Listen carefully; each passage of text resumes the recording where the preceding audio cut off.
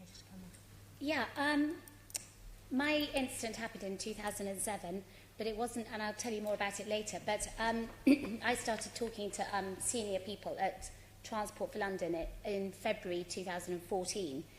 And I think it's very interesting. We're talking about driver behaviour here and the perception of blame that you've been talking about, that maybe bus drivers seem to think that they might automatically be blamed for something, even though maybe it wasn't their fault. I'm afraid I do need to believe, I believe that TfL staff need to respect the bus drivers more. I think they need to listen to them. I think, you know, you talked about the bus driver who continually pressed the button to open the doors. What was he doing? It's really important you find out why was he doing it. Because the bus driver that damaged my family and changed our lives forever, he did that in a fit of road rage. Was that bus driver having a fit of road rage? You know, I really think it's important to find out. It's very important to find out why, because you don't want that happening again. Absolutely. And thank goodness that person only had a minor injury. It could have been much, much worse. And now what I'm going to say to you might sound like small fry to you, but it's something I remember from one of my first meetings with a Transport for London service manager, and he was discussing about how the bus driver's life, I mean, let's face it, it's a very sedentary life. They are sitting down all day. They're not getting any exercise. I was told that a lot of them are very overweight. And I remember saying, well, why don't, when they're having their, I don't know how long are their breaks? What are they? Minimum of 40 minutes. 40 minutes. That would be pretty typical across the companies. The legal minimum is 30 minutes. Right, but the bus drivers have 40 minutes between shifts. In and most companies in London. So I just need to know, so they go back to their depots? No, they don't. What do they do in those? They have mere release at various different places around the network. So they can just go off and do what they like? The time's theirs, yeah. That's the principle of it. How about Transport for London really look after those bus drivers when they're having their 40 minutes break? They eat really healthily, food that helps them, makes them feel good. And I did suggest this a while ago and I never heard anything back. How about there's a gym or somewhere they can get some exercise, because it's been proved that, you know, if they increase their serotonin levels, they may be calmer in their mind. You don't want drivers driving feeling they haven't eaten properly, they're not being looked after. It's very, very important. I really believe it's very important. Exercise is vital for serotonin levels. And, you know, it was a bus driver having road rage that killed our family, that killed my mother. So I hope that Transport for London might really think about what those bus drivers do in their 40 minutes break. So they get behind the wheel of a bus feeling calm. Package of care around bus drivers. A package of care around bus drivers, because I do not sense from all my talks with Transport for London that there is a great deal of respect for the bus drivers. And I think maybe you need to build up that respect. It's a really, really helpful point, because Sarah. Bus drivers need to be calm behind the wheel of a bus. How many times have we gone out onto the roads and somebody's honking at you angrily? But do that behind the wheel of a bus. It's really dangerous. Absolutely, and it is a tough job being a driver. It is a very tough job. On the streets in the moment. The stress is phenomenal. So Wayne and Chris wanted to respond to that, and then we'll move on to our next area. Wayne, do you want to? Yeah, I agree with the vast majority of what's been said. I don't think there is a great deal of compassion and respect towards London bus drivers from, to be completely honest, TfL, the operators and the general public. It is an unbelievably stressful and demanding job. The hours are relentless, early starts, late finishes. Scheduling is a continual problem across all of London. Although the ideal is that there are 40 minutes breaks, that's not always possible with traffic delays and the pressures placed on operators to run the service. Otherwise they get fined if they don't run the service properly. They get penalties for lost mileage. You end up in a continual cycle of pressure and it all ends up on one place, which is the driver. And it is stressful, and yes, there should be more care. We've just been discussing with TfL and the operators about getting a men's health bus that will travel around all the garages and help them with, you know, healthy lifestyles, work-life balance, dietary stuff and things like that. But something, again, it's a culture change. There is a problem around scheduling and breaks and rest, and I can't see it changing too soon, to be honest. No, that's helpful though, and it sounds like something's in progress, but that's something we'll pick up. Let's ask how many breaks per shift. Yes. A 40-minute. Tony, just Generally- explain how generally a only driver's shift. And how long will the shift be? Well, legally it can be up to 16 hours, but I don't think there's many people in normal London driver on operating an that. Abellio Yeah. route, what would they drive? And I mean, the average week is about 42 hours plus meal relief. So you're doing like a 9-hour day in general, but the longest shifts are going to be 12 hours potentially, something like that. Potentially 12-hour shifts with just a 40-minute break during that Well, shift. as a minimum. So they can very readily have more than 40 minutes. That is a minimum break. Plus meal break. Yeah. Is it plus That's a meal break. meal break? Okay. That's not a guarantee. Again, because if you're in traffic and you get delayed, the pressure is to get the bus out again, because otherwise there's lost miles, fines and penalties, etc. So you might only get 30 minutes before you get back out on The the road. incentives later, we'll pick that up there, but that's an important, and congestion, we have just produced a report with some bold suggestions in to try and tackle that, which would help things. Chris, you wanted to come in quickly? Yeah, I just wanted to sort of come in on that, because we recognise a lot of what you're saying there and the kinds of reports that we receive from bus drivers, and in talking to bus drivers over the phone confidentially about the concerns that we've got. Fatigue is a major source of concern, and it's the most popular alongside maintenance that comes up through confidential reports in the last year. So we have those 45 reports that we've taken, and fatigue is an issue that's flagged up. In terms of lifestyle and shift patterns and all of those things, we've actually put together a video on that, which has been shown actually at Abellio with Tony's assistance and at other bus companies, to actually talk about those things, to raise awareness, diet, lifestyle, shift patterns, with an emphasis really on what the employer can do and what the employee can do, because this is a joint effort that we're talking about here, and just to bring that awareness into the culture.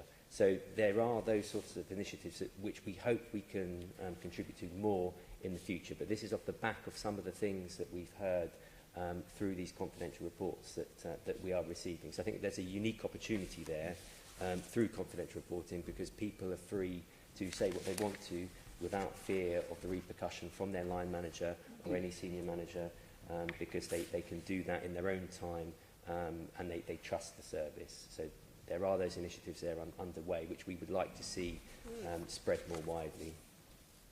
Lovely, thank you for that.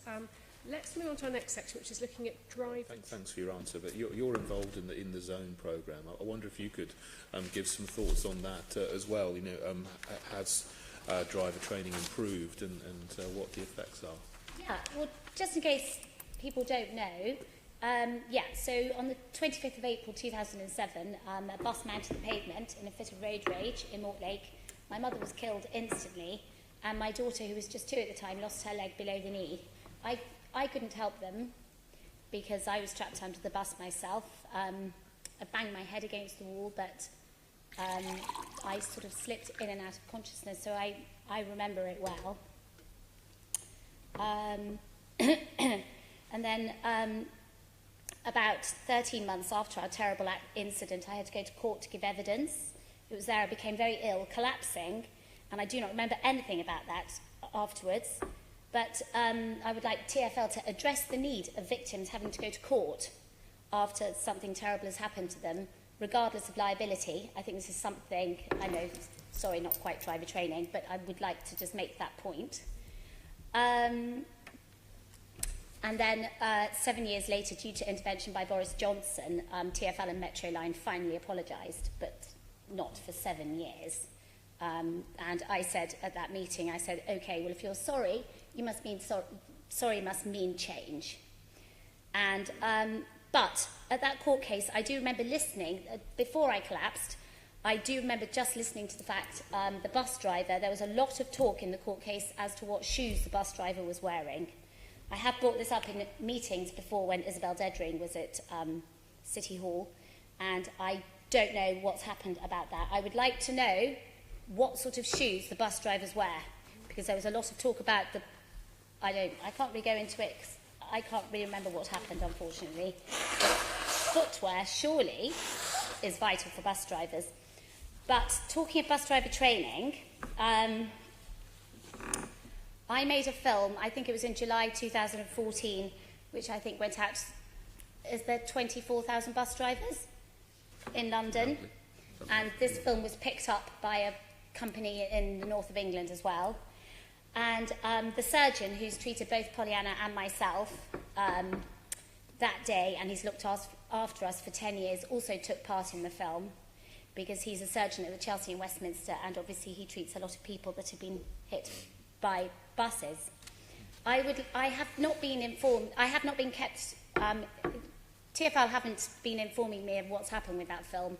I don't know about the impact of the film, I don't know whether or not it's still being shown, I don't know anything that's happened with the film. But it was a shocking film, because I had to talk about what happened to me that day, and I had to try and explain the lasting damage. I need to try and get TfL to understand the impact of life-changing injuries. You know, my daughter's going to hospital next week. She couldn't walk since she couldn't walk. She's an amputee. Unfortunately, she took her leg off on the 1st of September and couldn't walk until about the 1st of January. That's what I cope with. But also, in my work, while I've been working with TfL, I've learned a lot from other people as well. And I would like to tell you about a man called George Atkinson. And I would like to tell TfL more about him. He lost his daughter about 20 years ago when she was run over by a lorry while she was standing on the pavement. He's set up something called a Learn to Live campaign, in which teenagers are told about the horrors of bad driving. And it's very, very effective. And it shows films, and it has interviews with ambulance workers who rescue teenagers who've been killed, and it shows films about the horrors of having to tell a parent their child has died. It's very, very shocking, but it's very effective, and I would like to tell TfL more about it, because I think it's now been rolled out in different counties, and it's a very effective way of teaching, this is teenagers, to drive safely, but maybe you need to refresh the shock tactics to the bus drivers. Not scaring them, but just refreshing them as to how important it is to be safe at all times. Gareth, could you just update David's question on in the zone training? Is this rolled out everywhere? Could you pick that up, please? Yes, it is. And can I just say that all of these sorts of interventions are really important as part of the overall approach here. And you know, we will support whatever initiatives come forward, because actually the point here is to try and develop, as Tony was saying, a constant reminder, a constant thought in drivers and other road users' heads about their own safety and about the safety of those around them. And it must be an ongoing battle that we all take on in order to keep that live. And I think you're absolutely right to highlight the causal factors, the things about the drivers feeling and thinking, what other road users are feeling and thinking. All of these things are important, and we must all think of new creative ways to be able to keep this in the forefront of people's minds. But absolutely that in the zone training is rolled out.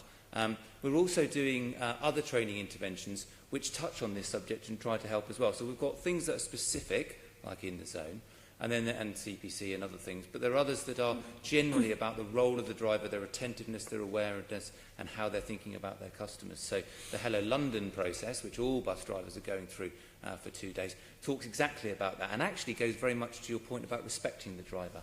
You know, the role of the driver is a very difficult one and a very complicated one, and we need that respect to come from all those associated in the bus industry and our customers, because actually that driver is doing a very difficult and very professional job. So, and Hello London is part of the process to give drivers greater customer service skills, but also to enable us more widely to have that culture developing. So I agree entirely with many of those points. Okay, David. Yeah, Wayne. In the zone training, who is it designed for? Who is it? Because Tony said about new drivers coming into the garages and stuff, but who is it designed for? For all bus drivers. We have incorporated it into new entrant training, because that's the easiest way to deliver it as we turn staff over. But it was also delivered across the whole operation to existing bus drivers as well. And we're targeting to complete that by the end of March this year. So by the fact that we get currently about 20% turnover, we've done an awful lot of new entrants at the same time as we're doing the retrospective, if you like. Because the reason I ask is I've asked our most senior lay representatives about it, and the vast majority haven't heard of it, and the vast majority don't appear to have done it. or been involved in it. I've seen a presentation that's come through that was on the TfL website, but it didn't ring or resonate with any of them when I asked them what they knew of it or knew about it. So part of my concern around this is that when these courses are designed, is that the experts aren't involved, and the experts are the drivers. So people are designing a course or designing a training module for somebody for a job they probably don't do and don't understand, and they're not including the person who does the job on a day-in, day-out basis. If you want to get real training and real worth, then you probably need to involve the person who's going to be doing it. And I think we'd all agree that one day's training a year isn't going to be enough, because you'll have your training one day, 2 days later you're back doing it, or the day after you're back doing the job, and the pressures and the stresses of your job are going to push your training you just had out. Whatever training there is around safety and driving awareness and accident reduction, it needs to be a continual rolling process. It can't be a one-off every year, or it can't be any kind of singular event. It has to be continual. Then it becomes embedded in what you do and how you do it. Well, it seems that. What do you think bus companies and TfL might do in the future? We've heard about lots of things that are ongoing, but what would you like to see happen in the future, if there's anything specific? Regarding bus training? Monitoring, driver training and monitoring, and how that can impact on safety. Well, I have to admit, I'm not such an expert on the actual safety of the buses themselves. But I do very much think about, as I've said, the mindset of the bus drivers. I think it's very important that they feel they are contributing to society. They are very important. They really are fundamental to London, bus drivers. It's very important that we have a good bus service. It's vital we get the cars off the road. We want people to feel safe. We want people to feel happy on those buses. As I've said, there's other good, people that have been involved in incidents, and so the Learn to Live campaign is a very important one.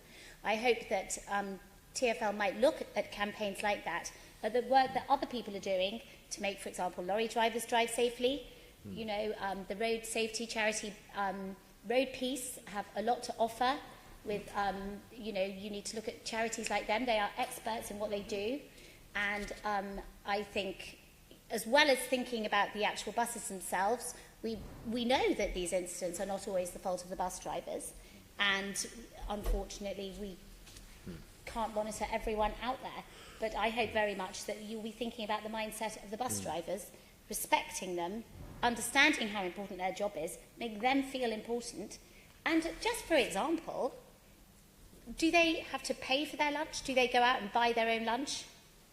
Because if you gave them a healthy restaurant and healthy food to eat and they didn't have to pay for it, maybe they would eat healthily. Think about, I would like to think, of course, road rage is very important in my mind. And there are so many people out there with road rage. And yes, it's not really something people think about. People talk about drivers texting or drivers speeding or something, but you've got to avoid road rage and just make bus drivers feel positive about themselves. So I think that's very important to me, thinking about their well-being. Absolutely. Just before we move on, has anyone else got any comments there? I'm conscious, members, we've got 4 more sections to get through, so maybe we're just a little bit more pace. Let's look at passenger support. Joanne. My question's to Sarah. To start with, you've spoken eloquently this morning about your life-changing experience, and you talked about the court case you had to go through. It was obviously extremely gruelling, and what was apparent is actually your needs were very different as someone who had been very badly affected by this incident. What did you discover that you actually needed in terms of support from Transport for London? And I know you've been quite instrumental in changing their support that they do give, in particular the setting up of the Sarah Hope support line. Well, as I said, our incident happened in 2007. There was no support whatsoever, absolutely nothing. In fact, I didn't even think of Transport for London for 7 years. I thought about Metroline.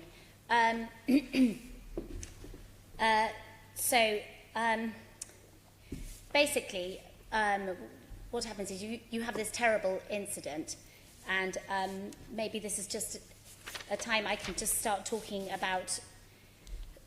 So there was no support at all. I had a lawyer who literally offered money. This is what happens. Sorry, I'm just going to try and get it all in the right sort of order. Basically, what's happened since 2007, April 2007, 148 human lives have been killed by London buses. You know, that's 15 a year and practically one a month. And, you know, this has to stop. And then after 7 years, with the intervention of Boris Johnson, Metroline and Transport for London apologised.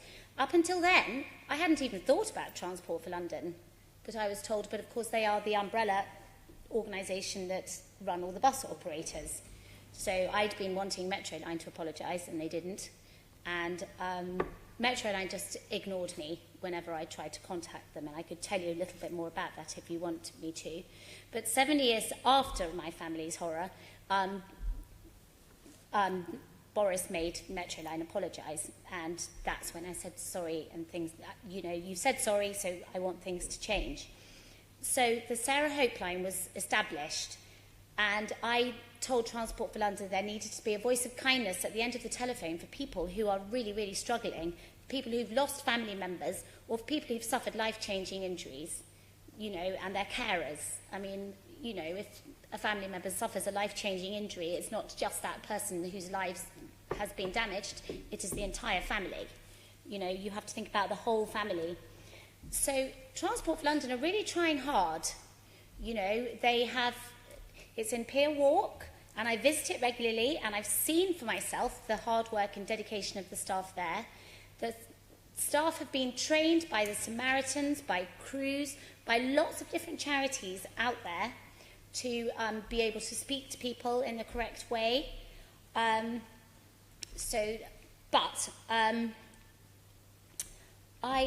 don't think enough people out there don't know about the Sarah Hope line. You know, the Sarah Hope line surely is a good news story for Transport for London.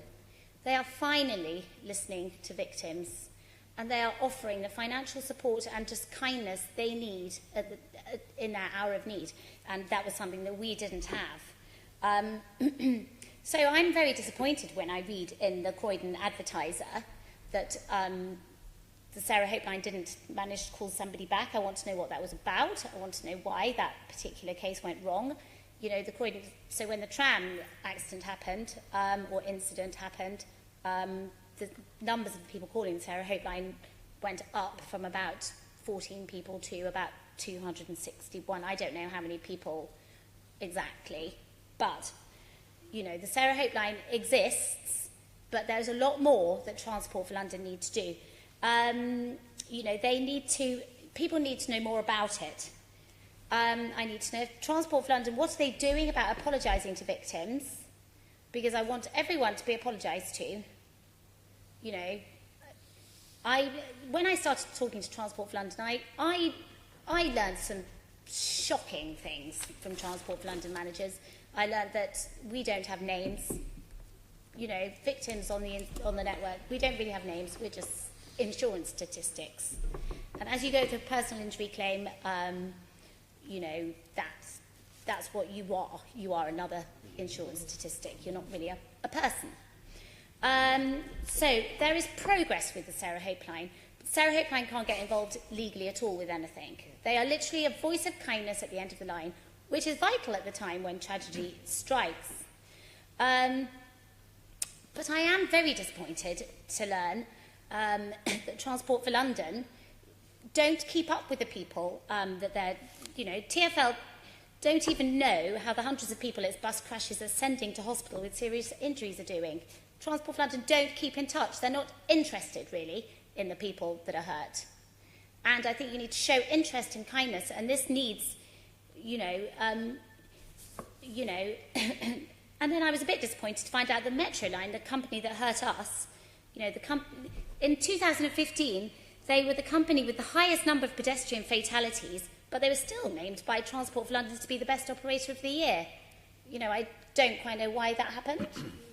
Why were they the best operator of the year if they had the highest number of fatalities? You know, we've heard today that Abello didn't have as many. You know, how many did you have? Fatalities, I can't tell you. I can think of the most recent one, but I can't tell you. But, I don't know if this is now the right time for me to talk about victim support. Yes, that would be very helpful. Okay, actually. right. Can you let us know what you think, what extra you think TfL should do? Right, okay. I've been talking to Transport for London about this a lot. And, of course, I think we have to be very grateful for the Sarah Hope line. I think it's a good start. But I do very much think it's a start. Because if you're going to help people at their hour of need, it's like sending somebody to hospital, and when they're starting to get better, it's like, get out and go and look after yourself now. You need to keep up with those people, find out how they are. So we need to oblige TfL to do more to make victims and their families aware that the Sarah Hope line exists. Because there's a TfL report that came out in January 2017 to say that only 14 calls from bus victims had been received by the Sarah Hope line, so they didn't even know about it. So there's a voice of kindness that's there waiting for them. Transport for London are paying for it, but the people didn't even know about it. So it's very important we think of some way of the victims getting to know the Sarah Hope line.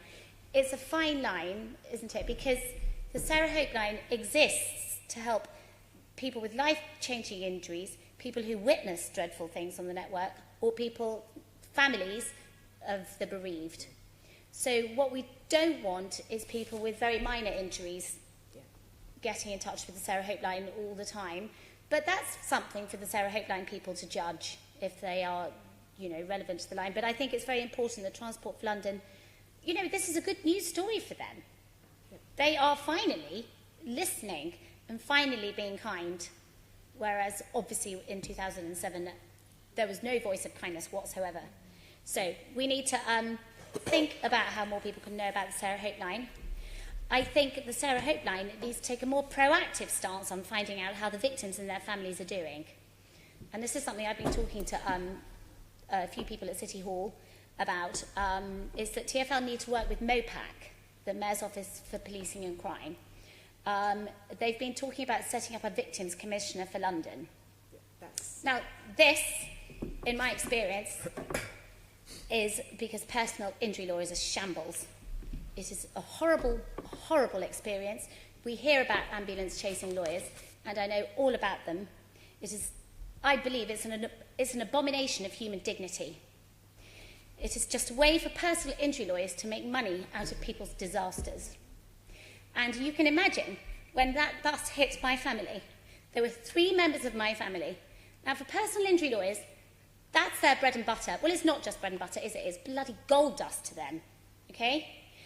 So, and if you look at an advert for a personal injury lawyer, you will read about how much money they've made for, I've won millions of pounds for somebody. But they won't be telling you how much money they've creamed off that millions of pounds, right? Okay, so I believe personal injury law is a way just for personal injury lawyers to make money out of our disasters. But I have started speaking to Transport for London about it, and I believe they're starting to listen. Because I can report that Vernon Everett from Transport for London has committed to asking the Mayor to write a letter to the Ministry of Justice so the government can establish precisely what they're doing to protect victims of civil claims. I'm looking forward to seeing this letter, and I have to say I'm also part of the Victims Commissioner's Victim Reference Group. The Victims Commissioner, Baroness Newlove, her remit does not include providing support for victims who go through the regulatory and civil process. So she looks after victims of crime. If you're not a victim of crime, the government will not look after you. So Transport for London need to work with the government. Just for an example of when things go wrong, the psychologist who was appointed to look after my family has been under investigation with the Health and Care Professions Council for 18 allegations of fraud and misconduct against my family. I think that's not really appropriate for here, to be honest. Oh, isn't it? No, I don't feel. I think we're just focusing on... I was wondering, can I just put some of those points you've made to Gareth? Perhaps I should own up to previously being a personal injury lawyer, but hopefully acting for people who... and trying to get I don't want to get into that. Wait, right. Gareth, perhaps I can ask you. I've got a range of issues. But first, I think Sarah's quite right, and we find this in the police as well, actually, that when things go wrong, public bodies in particular are very reluctant to say sorry, because they often confuse that with accepting liability in a legal process. Well, actually, that can make such a big difference at the outset. Is that something that TfL is looking at? Yeah, so, I mean, first thing I want to say is a huge thank you to Sarah, actually, for the work that she's been doing. So she has turned, I think, what is an absolutely tragic and unimaginable incident for many of us that haven't been involved in such a thing, into something that's very positive. And it's very positive for our organisation, because actually we have had, in a way, some of the scales removed from our eyes in this area. You know, we really weren't active at all in the sorts of issues that Sarah's been outlining, and actually we have made a start, and it is only a start.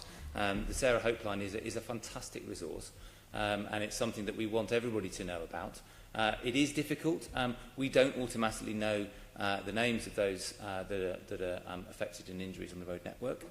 That information is in ours, and we ask the police to share such information with us. We ask individuals to have awareness. We're giving cards now to our first-line responders. We're talking to the operators about how we make that well known for bus drivers, for those that are in the vicinity of an incident, to make people aware, as well as the general awareness across London through the publicity that we can give.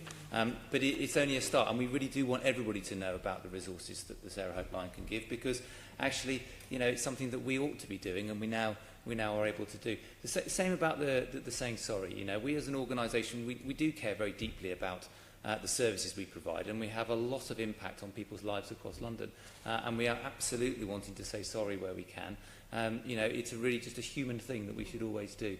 And I would say, you know, the tragic events in the tram incident, without the Sarah Hopeline, would not have been able to provide some of the very extensive support that we did in that process. So actually, you know, a huge tribute to Sarah and the work she's doing. She's really helping us as an organisation really start to move forward in this area. And I think this has been a big step forward, and I think there's lots more that we can do, and we're having that very regular dialogue, and Vernon Everett, my colleague, is the lead for us with Sarah to be able to do that, and it's been very, very productive, very progressive, and just really helpful. And the line itself can offer support. It can signpost people to other areas that can offer support. Does it offer upfront payments? Because obviously a legal process can take quite a while, and actually just immediate payments for often quite small costs can actually make a massive difference to people. Absolutely it can, and in helping people with travel expenses, providing them with immediate support and so on, we absolutely do that, and the line has been doing that actually for those that contact it from a variety of sources. So yes, we can do that, and we do that without recourse to liability or any of those things. These are things that are immediate hardship that we need to step forward and help address, and the line is there for that too. Okay, and Sarah also raised your need to work with MOPAC and the police. I understand that not only do British Transport Police, but Metropolitan Police officers are meant to be giving out the Sarah Hopeline number to victims of incidents. Do you monitor how well they do that? Yeah, it's a really good question. Funnily enough, we asked that same question ourselves because it's a challenge, because obviously these are professionals doing their job in really trying and difficult circumstances. We have asked to have feedback on how well this is done, and obviously the test of it in the end is how well known the line is and how many people take advantage of its services. But we really do want to monitor how many people understand that the line is there available, and we have a range of mechanisms for doing that, from feedback we get from the police and the London Ambulance Service and so on, through to surveys and so on that we can conduct, and of course the use of the line itself. But actually any information we can get on its usage is going to help us make it more widely available to people. Okay, and could you just let me know what the budget is for the Sarah Hopeline, and if you've got plans to expand that budget? I don't know specifically. I don't think we have such a thing as a constrained financial budget. That's not what this is about. This is about providing the level of support that's necessary. And as I say, it has been a really, really useful resource, in response to the tragic incident on the tram derailment. And actually, in that process, we have provided it with extra resources when we felt that it needed it. So it's not a question of budgeting this. It's a question of making sure that the line is there, it's working effectively, and that people know to use it.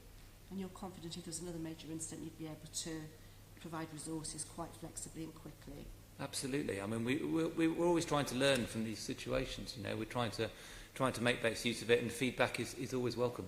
You know. I think the fun point that Sarah made is actually you have now got quite a cohort of people who you know have been injured as a result of on the network, and whether you have any plans to actually keep in touch with those people, perhaps use them as part of your focus group for improvements further. Is that something you have plans with? So it's certainly something we're going to look into. I mean, the Sarah Hope Line's relatively new. This approach for TfL is relatively new, and we want to look into how we can provide ongoing support. You know, we've certainly said that we are here, and you know, for as long as is necessary for people, and we try very hard to fulfil that obligation when people contact us and are engaged with the line itself. So absolutely, it's a start, and there's lots more we want to do. Thank you.